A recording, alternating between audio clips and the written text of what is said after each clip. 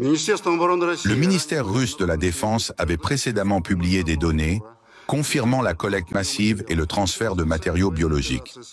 Depuis le commencement de l'opération militaire spéciale, les États-Unis et leurs alliés ont réussi à exporter en dehors des frontières ukrainiennes plus de 16 000 échantillons biologiques.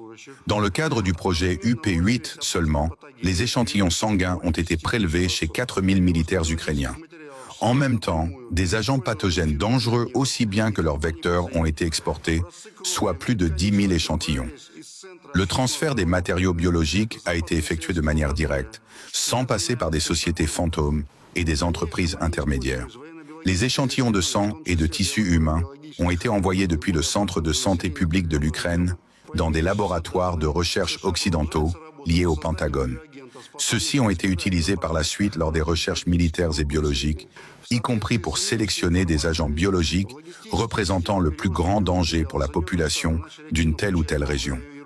D'après les informations disponibles, les États-Unis poursuivent leurs activités destinées à créer des agents biologiques capables de détruire de manière sélective différents groupes ethniques de la population.